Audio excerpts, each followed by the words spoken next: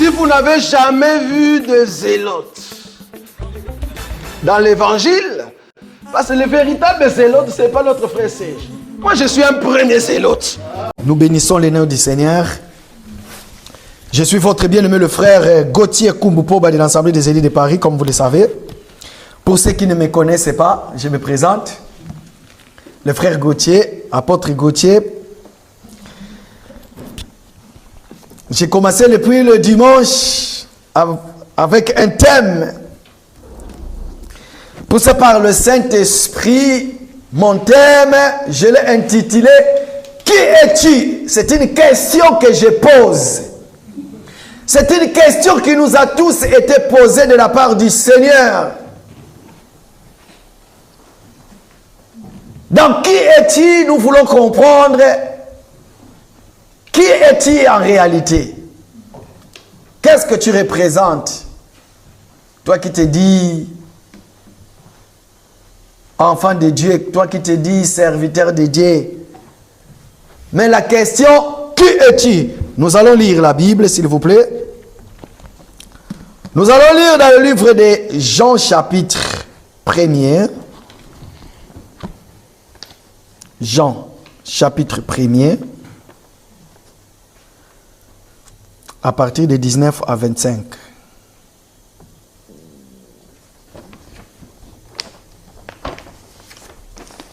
Jean chapitre 1er à partir de 19 jusqu'à 25.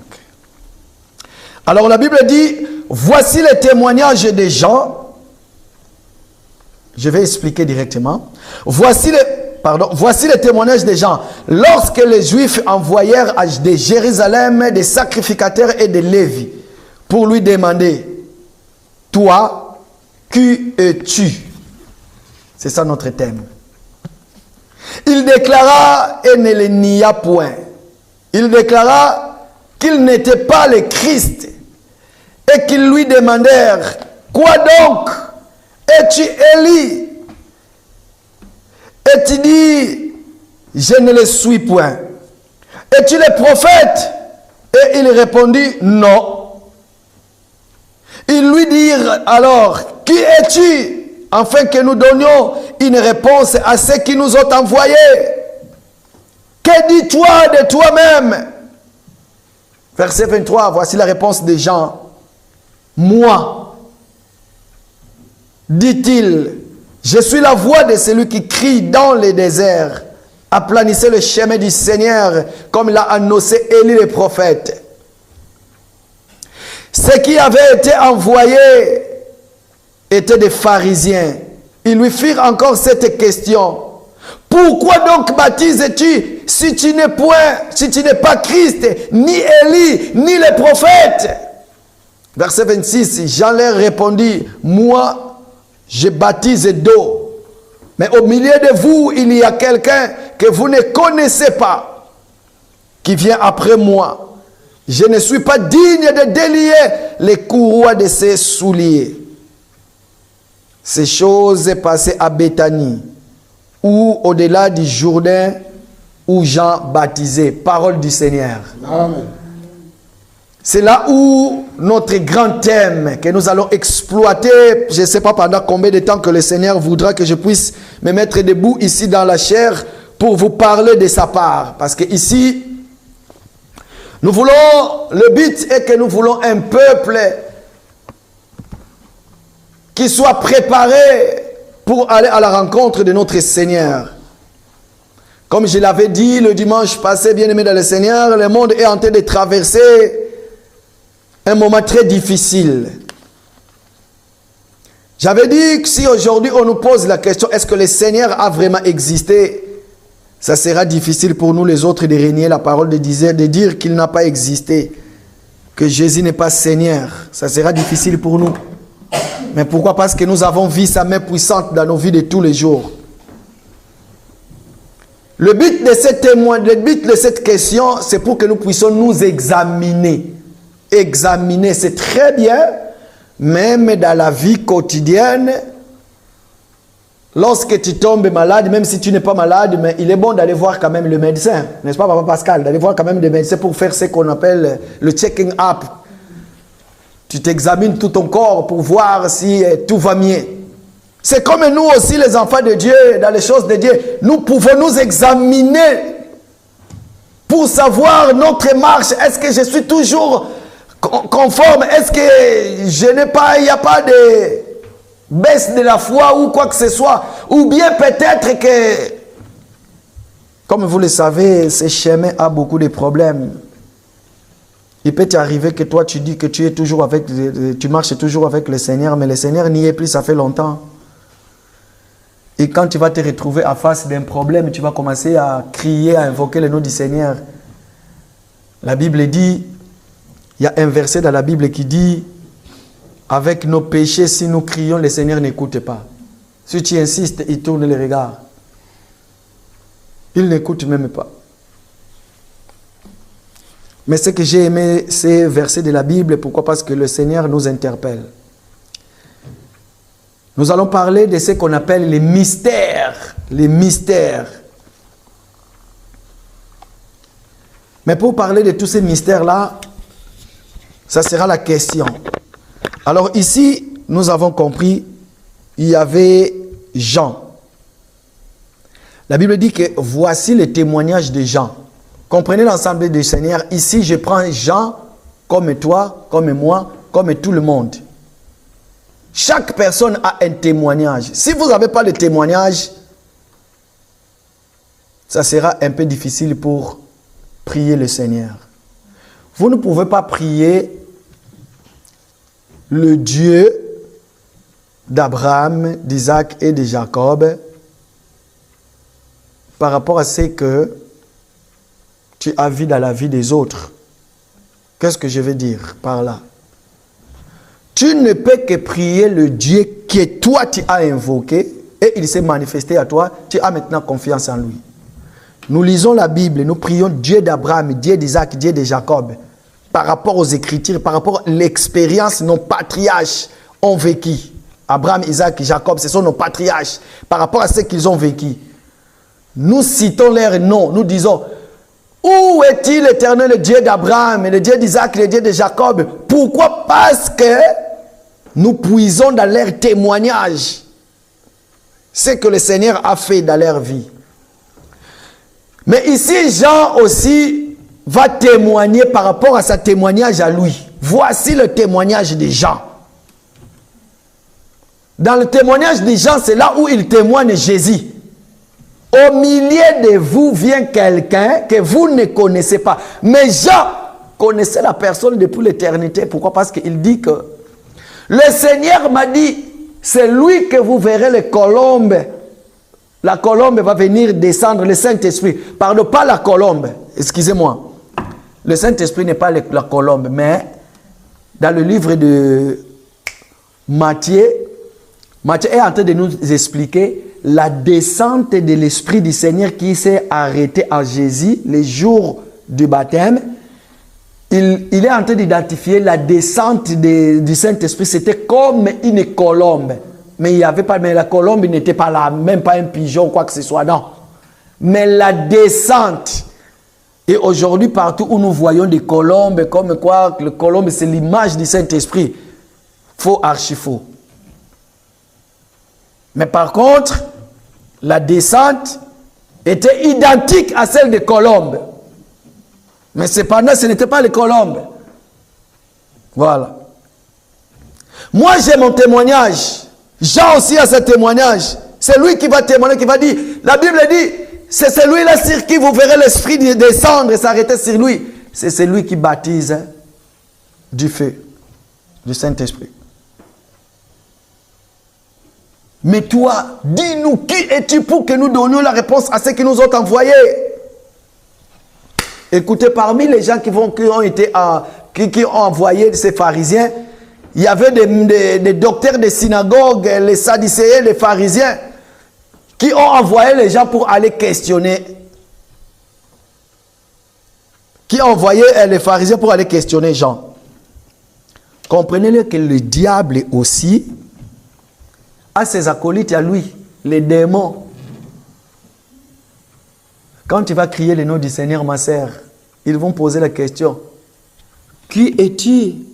pour qu'il nous donne la réponse à ceux qui nous ont envoyés.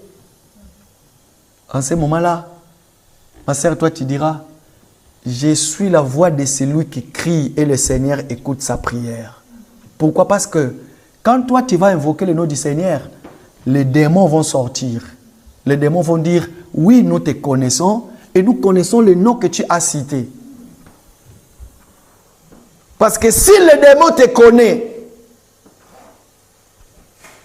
ils savent qui es-tu, qui habite en toi. De peur que quand tu vas chasser les démons, au nom de Jésus te quitte, les démons vont dire, nous connaissons Jésus, nous connaissons Paul, nous connaissons Pierre. Et toi? Alors la question, voici le témoignage de mon frère et ma sœur. Qui es-tu? Jean était dans le désert. Il était en train de crier. Comprenez ma sœur, mon frère, c'est quoi le désert? Le désert, c'est une terre qui a été frappée par le soleil. Il n'y a pas d'eau. Il n'y a que des poussières. Il n'y a que des cailloux, des pierres qui sont vraiment chauffées. Et dans le désert, la majorité, il n'y a que des scorpions. Maintenant, il y a une chose. Jean va se retirer de la ville. Il va aller dans le désert. Il va commencer maintenant à crier. Or que cet geste que Jean était en train de faire, Jean était en train de crier au milieu des païens qui n'avaient pas le baptême du Saint-Esprit. Parce que tout homme qui n'a pas le baptême du Saint-Esprit, il est une terre déserte. Mais par contre, une personne qui a reçu la pluie en lui, qui a reçu le don du Saint-Esprit, c'est celui-là qui n'est plus désert. Tu peux être debout, bien habillé, tu marches, mais si tu n'as pas le Seigneur, tu es désert. Terre sans forme, là où il y a des scorpions, il y a tout. Jean était en train de crier. C'est comme aujourd'hui, on peut nous poser la question. Frère Gauthier, qui es-tu? Pourquoi prêches-tu?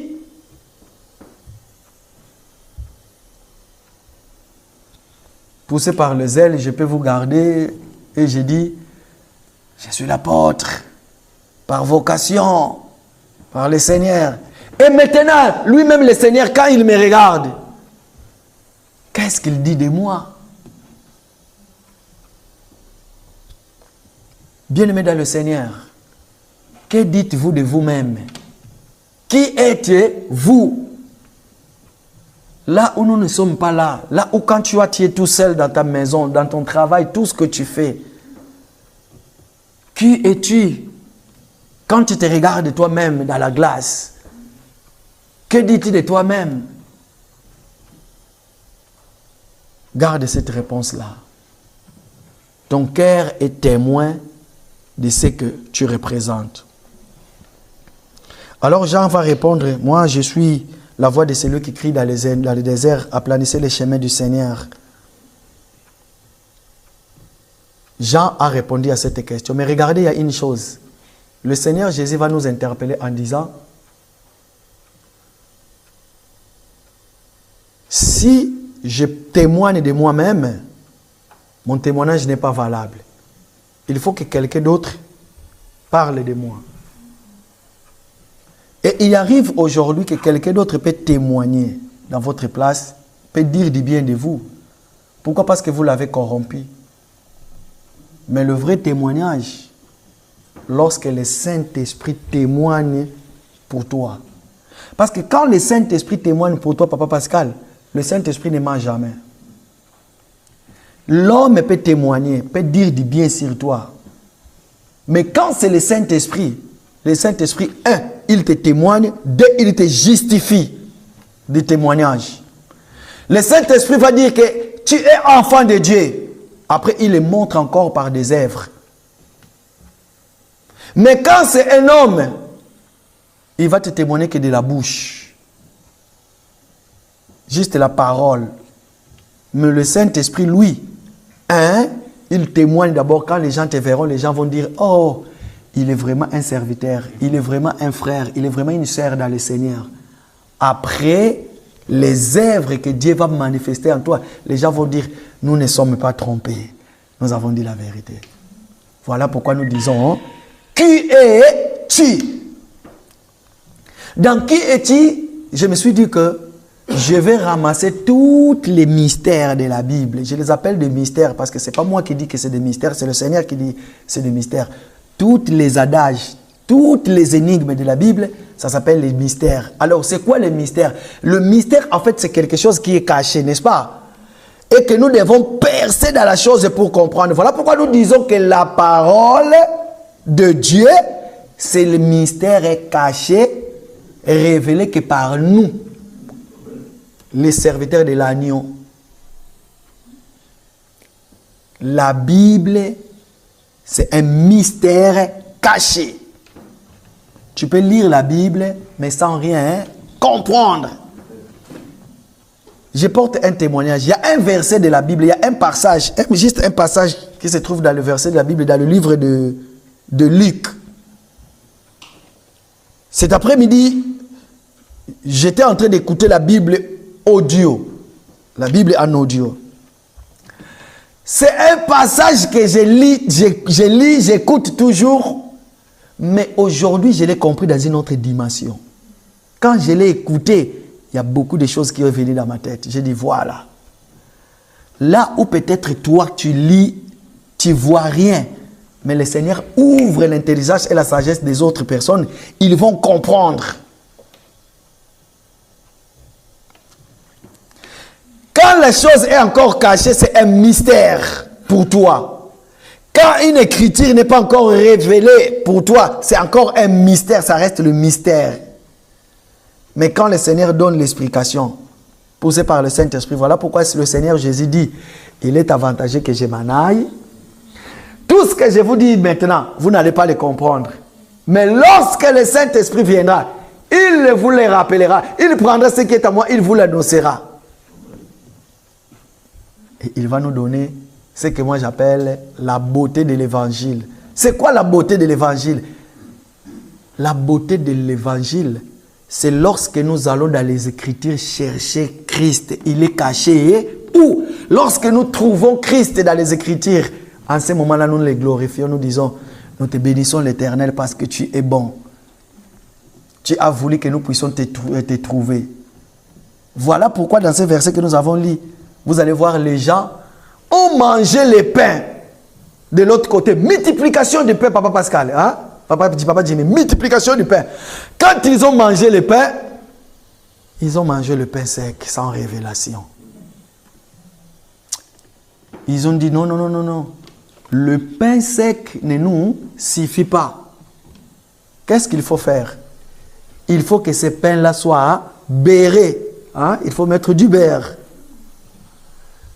Nous allons aller lui chercher encore. Ils vont venir, ils vont trouver que Jésus n'est plus là. Il n'y avait qu'un seul barque et les disciples étaient montés dans le barque.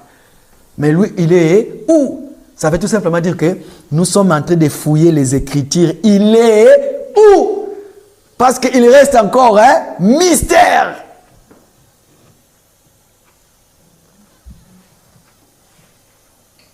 Nous ne pouvons pas ajouter, nous ne pouvons pas enlever. Quand ils vont commencer à chercher et quand ils vont trouver Jésus maintenant de l'autre côté avec les disciples, tellement qu'il est omniscient. Quand on dit qu'il est omniscient, ça veut dire qu'il connaît tout. J'aime bien ces versets de la Bible qui dit, hein, la parole n'est pas encore montée dans mon cœur, mais ô Éternel le connaît déjà. Pourquoi? Parce que lui, il connaît, lui, il habite dans nos cœurs. Tu n'as pas encore dit, écoutez, quelques secondes avant même que tu commences à prier, le Seigneur sait déjà ce que tu vas demander. Pourquoi? Parce que lui, il habite ton cœur. Il sonde les cœurs. Or que quand il sonde les cœurs, ça veut tout simplement dire parce que ton cœur est la maison du Seigneur. Tu es le temple de Dieu. Mais si Dieu habite en toi, ça veut dire qu'il connaît tous tes soucis. Hein, Papa Jimmy? Il Il connaît tous tes soucis, il connaît tous tes problèmes, tes désirs. J'ai l'impression, quand je vais prier, je vais regarder mon cœur physique en disant, bon Seigneur, toi tu es là-dedans. Dans le jardin d'Éden que tu as dit que désormais mes désirs à moi se porteront sur toi. Maintenant pouvoir mes besoins. Ah, nous sommes des temples vivants, hein? Des temples de Dieu vivants. Nous sommes des temples qui bougent. Lorsque nous bougeons, lorsque nous marchons, nous transportons Jésus. Il est partout à la fois. Au Congo, au Martinique, en Guadeloupe, aux États-Unis, en Chine, partout dans le monde, là où il y a les chrétiens qui sont en train de prier, Dieu est présent à travers nos bien-aimés qui sont là-bas.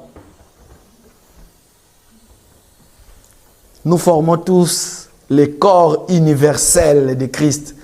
Nous attendons que ce corps-là puisse avoir la totalité. Lorsque le corps sera dans sa totalité, à ce moment-là, le Seigneur va faire revêtir son épouse sa plus belle robe. Vous avez la plus belle robe que l'épouse va hériter, c'est quoi? C'est la transformation en un clin d'œil. Voilà pourquoi nous disons dans cet évangile, lorsque nous prions, tu peux être en Chine, les chrétiens de Chine, des États-Unis, de l'Afrique, de l'Océanie, de l'Amérique, de l'Asie. Lorsque nous crions auprès du Seigneur, il n'y a que la voix d'une seule personne que le Seigneur entend sur son trône. C'est la voix de l'Église, la voix de son épouse.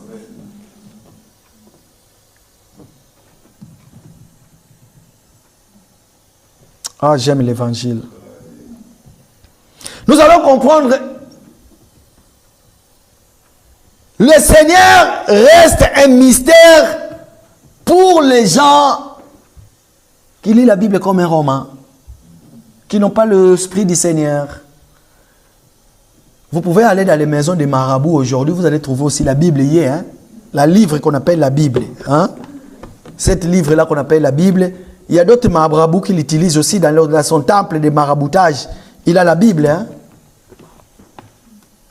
Mais pour lui, c'est un mystère caché, il ne connaît pas.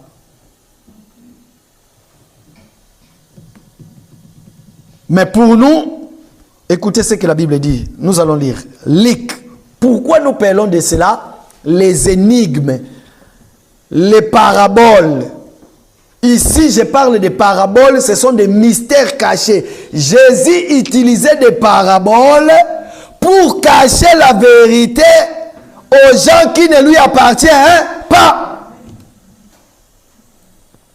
Et lorsqu'il était avec ses disciples, il leur révélé que c'était moi. Je me cache dans les Écritures, c'est vous maintenant de me trouver. Nous allons, Luc chapitre 8, à partir du verset... Écoutez, nous allons les trouver. Luc chapitre 8. Je crois qu'à partir du verset... À partir du verset 10. Écoutez. Écoutez, Jésus dit... Il vous a été donné de connaître les mystères du royaume de Dieu. Pourquoi il dit cela? Pourquoi? Parce qu'il était question le parabole du sémère. C'est ça que je vais parler le dimanche, le parabole du sémère. Le parabole du sémère dans la doctrine, tout le monde prêche dans la doctrine. Ah, tu es une terre qu'on a jeté la sémence. Ah, tu es comme ça. Maintenant, nous allons monter encore dans la révélation et dans la connaissance, sonder les Écritures, chercher encore Jésus dedans. Que dis-tu de ces paraboles du sémère? Parce que le but, il ne faut pas que ça reste tout simplement noir sur blanc. Il ne faut pas que ça reste un mystère. Nous prêchons l'évangile de Christ. L'évangile de Christ, le but, nous mettons Christ au centre de notre enseignement. Nous ne mettons pas le projet, nous ne mettons pas les démons. Voilà pourquoi dans cet évangile, lorsque nous prenons la parole, vous allez comprendre, nous élevons seulement le nom du Seigneur. Nous cherchons Seigneur dans les Écritures. Nous sondons les Écritures parce que nous croyons avoir en elles la vie. Or, la vie, c'est la personne de notre Seigneur Jésus-Christ.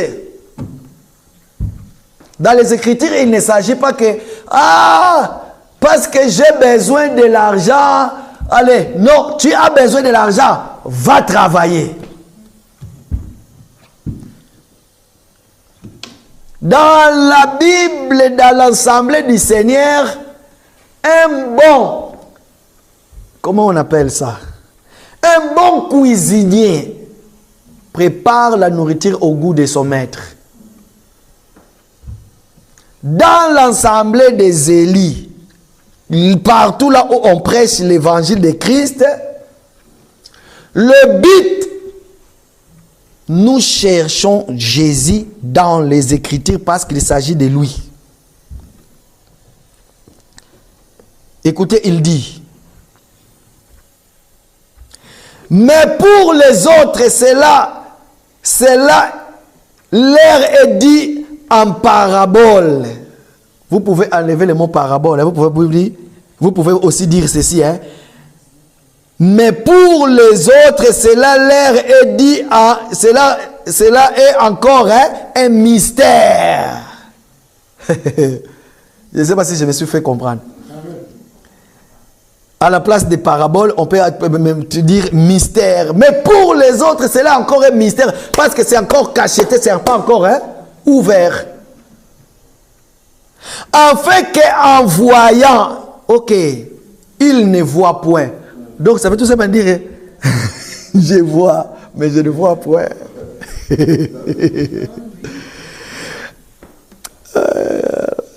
Et en entendant, mais je n'entends rien. J'entends les gens chanter, mais je n'entends pas. Je ne comprends pas c'est quoi la chanson. Et ils ne comprennent point. Donc ça veut dire que il peut y avoir, j'ouvre ma Bible, je tombe sur un verset là où c'est mystère caché, croyant voir Jésus, mais or que ce n'est pas lui.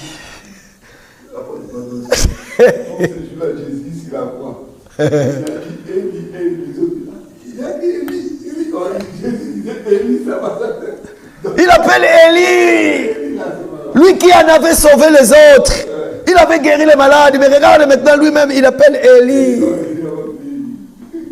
Mais or que dans la croix, le Seigneur était devenu l'unité de mesure. Il était les balances. Il a commencé à balancer les deux personnes qui étaient à côté de lui. Il a balancé. L'un qui était à côté a trouvé la grâce. Vous savez pourquoi? Parce qu'il a percé. Jésus sur la croix n'était plus un parabole, mais il était plus un mystère caché pour lui. Il était un mystère révélé. Quand il a regardé, il a compris que non. Moi, je mérite d'être crucifié. Mais lui, il ne le mérite pas. Seigneur, souviens-toi de moi quand tu reviendras dans ton royaume. Cet bien-aimé là, c'est le bien-aimé de l'Assemblée des élus de Paris. C'est notre bien-aimé. C'est notre frère. Jusqu'aujourd'hui, les gens l'appellent des brigands. Mais nous ne l'appelons plus des brigands. Parce qu'il a été lavé. Les jours de l'enlèvement, nous serons avec lui. Lui aussi, il va être habillé de vêtements de gloire lorsque nous allons entrer dans la salle des noces. Là-bas, ça sera que la joie. Alléluia, alléluia, alléluia, na Yesu. Ça ne sera pas des chansons terrestres. Toutes ces chansons-là, nous chantons ça ici terrestres. Mais des chansons que nous allons chanter là-bas.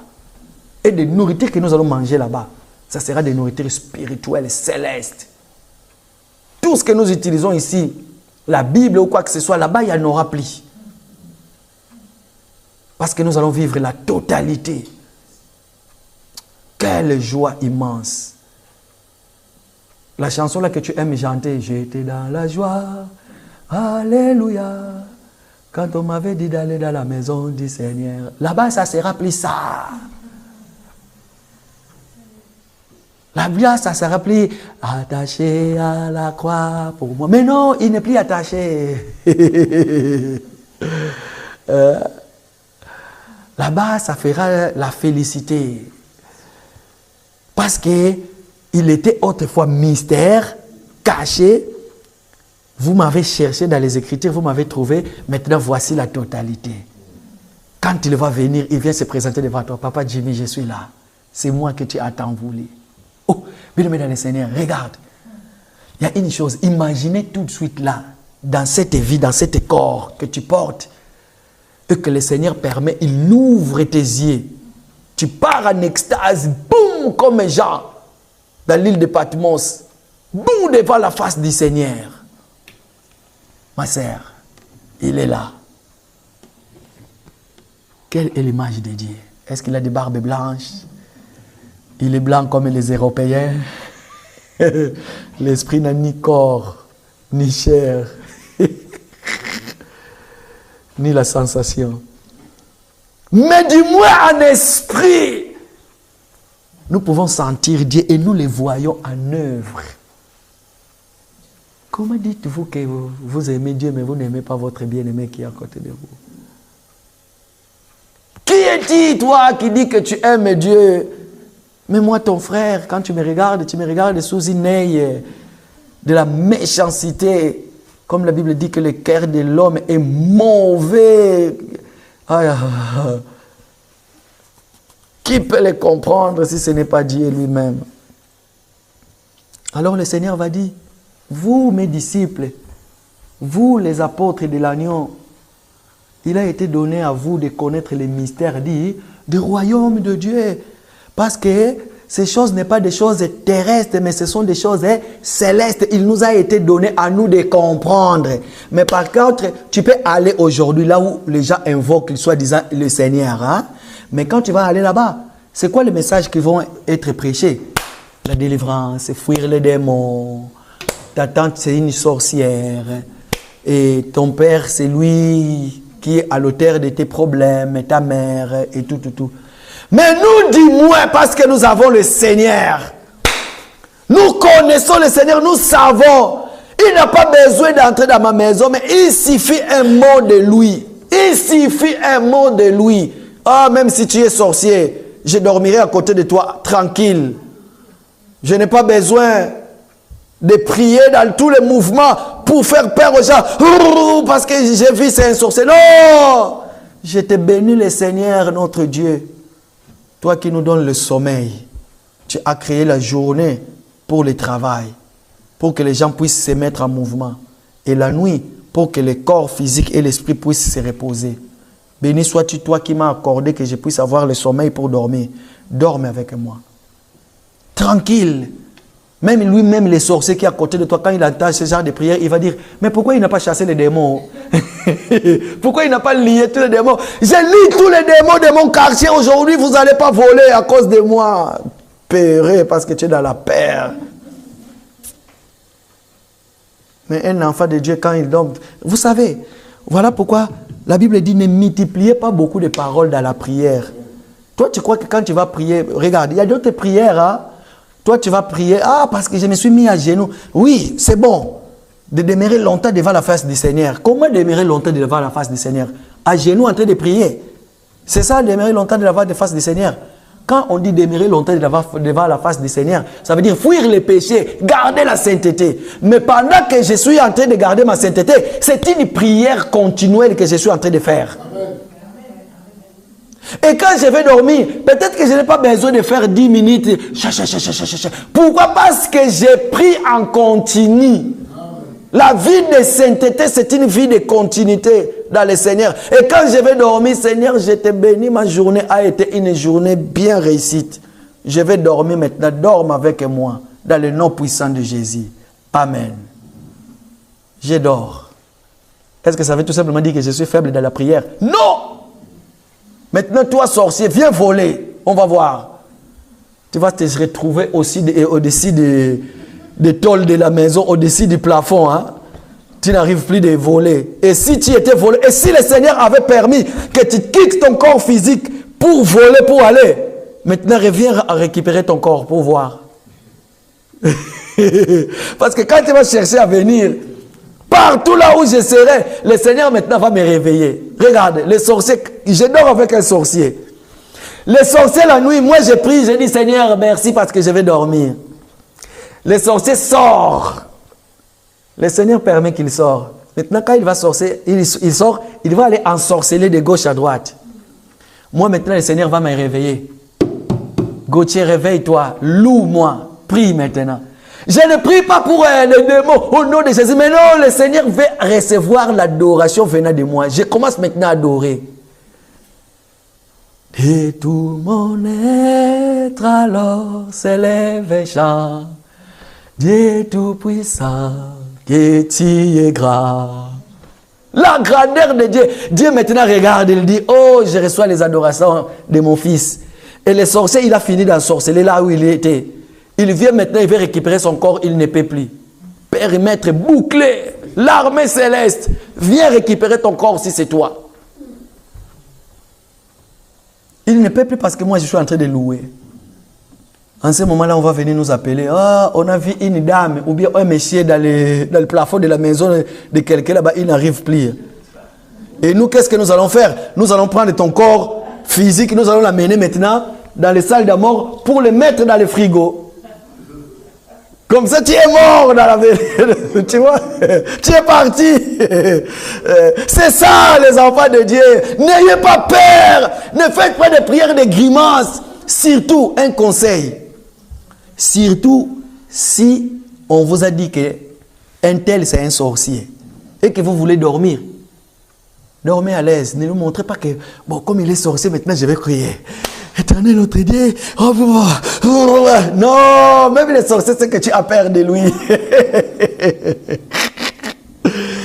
Mais comme toi, tu es sorcier, ok. Ah, il est sorcier, ok. Ah, ok. Bon, Seigneur, on nous a dit qu'il y a un sorcier. Mais moi, je sais que je suis ton fils. Quand je vais dans les Écritures, je te cherche. Tu te fais trouver, tu ne restes plus un mystère caché. Maintenant, moi, je vais dormir. Je sais que dans la spiritualité, les sorciers sont au niveau le plus bas dans la spiritualité. Hein? Un enfant de Dieu, il est au-dessus. Les sorciers, ils sont au niveau le plus bas. Il y a d'autres prières, je vais les faire en intérieur pour que toi, tu n'écoutes pas. Parce que si les sorciers l'écoutent, de peur qu'ils puissent envier ma prière, qu'ils puissent se convertir. Je le fais à l'intérieur.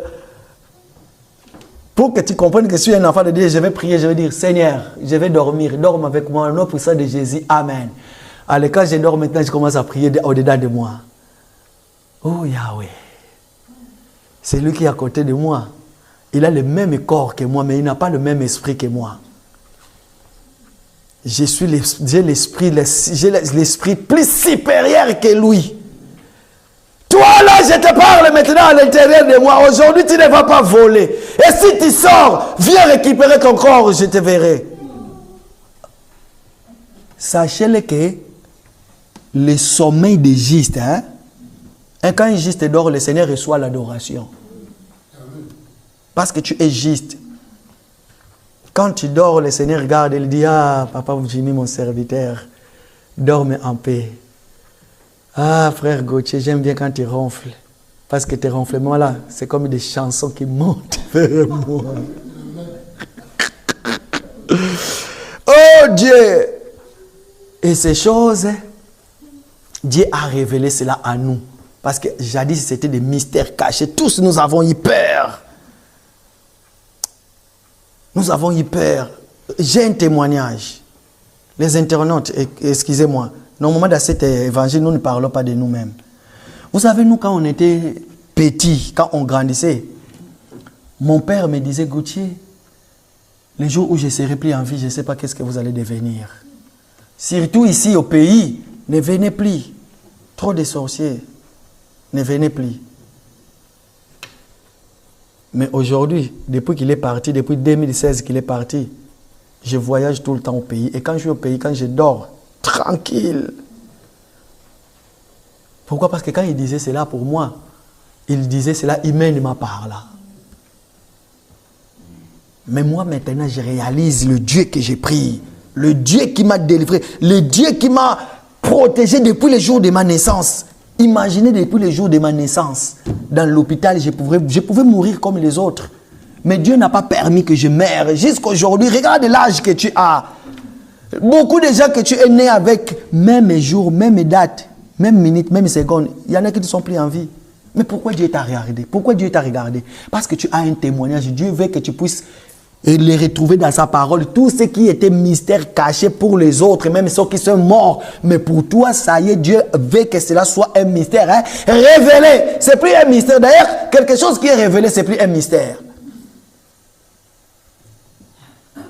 Nous allons continuer dans cette attitude jusqu'à ce que le Seigneur, hein, qu'il plaise au Seigneur, qu'il vienne nous chercher, que nous puissions partir. Nous qui sommes là dans l'ensemble, les jours où nous allons faire le vote fast, parce que nous voulons pour prier, nous serons vraiment le cible numéro 1 du diable.